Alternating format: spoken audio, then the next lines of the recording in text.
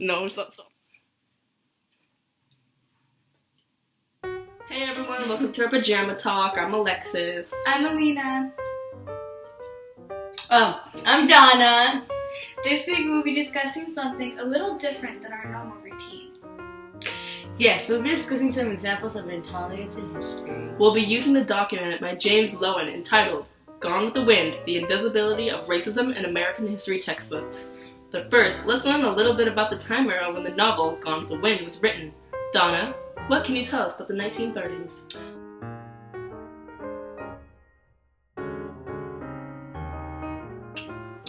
There are many things that have happened in the 1930s. However, one important topic would have to be racism. Racism was stronger than ever, especially to African American people. Racial discrimination was not yet illegal in the 1930s. Whites and blacks were segregated and blacks were considered second-class citizens. For example, they worked twice as hard as if they had jobs. The Great Depression made blacks suffer the most, pushed out of unskilled jobs. 50% were unemployed, and whites only 30%. Their wages were at least 30% below those of white people. Blacks that were slaves wore long pants, short pants, breeches, and girls wore long dresses, adult dresses, when they began to menstruate. Fabrics used for construction tended to be interior.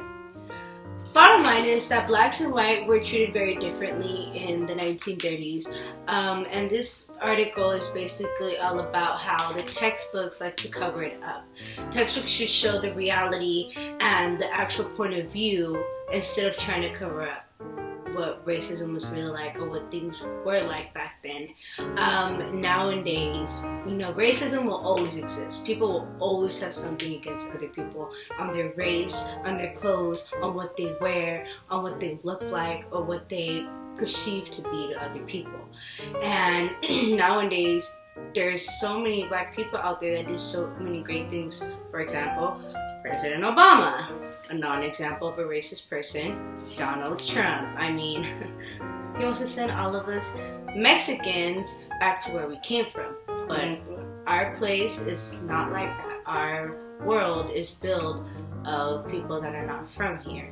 And I think that Donald Trump is just dumb. So don't vote for Donald Trump. PSA. It wouldn't be good, no.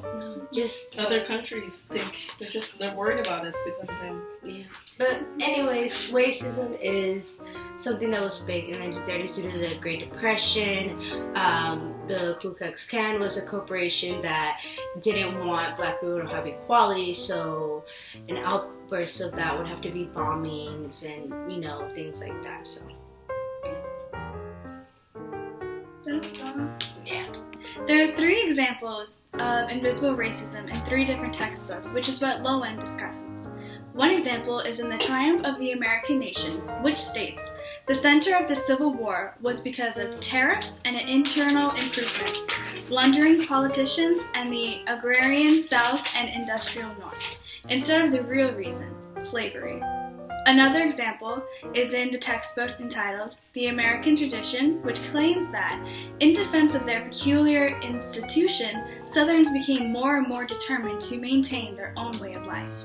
And the final example is from The American Adventure, which discusses African Americans look different from the members of white ethnic groups. The color of it. Loewen's assessment of these 3 quotes includes that the textbooks would gloss over the real reason why the Civil War occurred, which was because of slavery.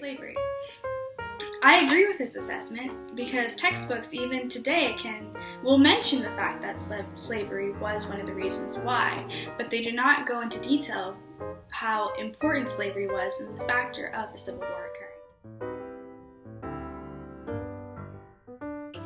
When reviewing our AP Euro textbook, we found 2 examples of invisible racism. One included, the growth of international contacts also created unprecedented complexity in international relations. This is an example of invisible racism because international relations pertains to the complicated relationship between the different countries.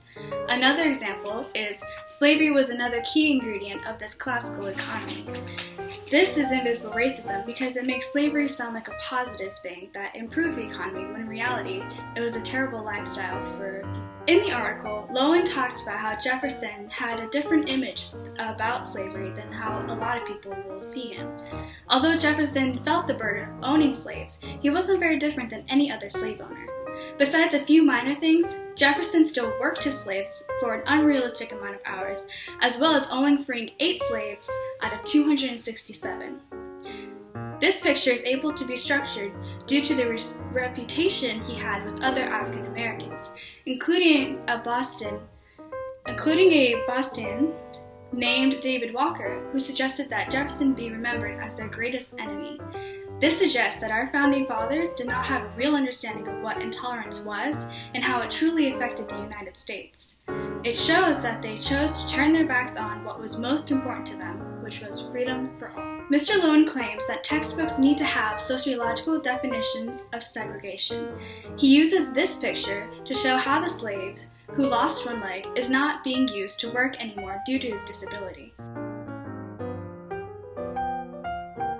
He seems to be asking, and not this man, which shows that he was going to be let go and most likely could not find any other work. This supports Lowen's claim because it reflects how when a slave is deemed unuseful, then they were let go. In another picture, Lowen expresses how African Americans were shown to the public in an unfair and false manner. This picture has a riot occurring between multiple African Americans, while a white person stands off to the side and expresses the need for peace. The final picture is one that proves how oppressed and defenseless African Americans were. The restrictions on what an average African American can do also increased at a rapid pace. This picture is an example of their oppression, as the job is only offered to white people.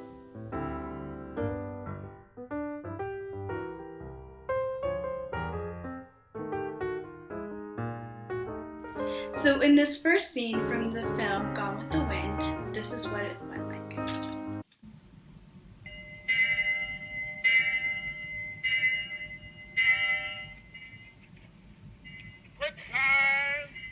It's quitting time. I said it's quitting time. I was the foreman. I was the one says when it's quitting time at Tara.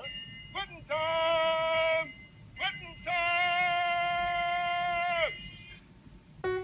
When comparing it to Griffin's Black Like Me, a quote from it says, "I took a seat beside white men at the counter and the waitress smiled at me. It was a miracle.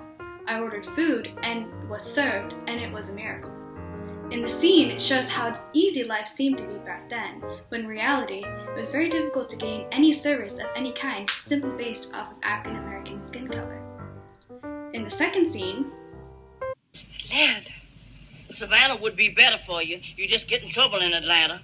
What trouble are you talking about? You know what trouble I was talking about. I was talking about Mr. Ashley Wilkes. He'll be coming to Atlanta when he gets his leave, and you sitting there waiting for him just like a spy.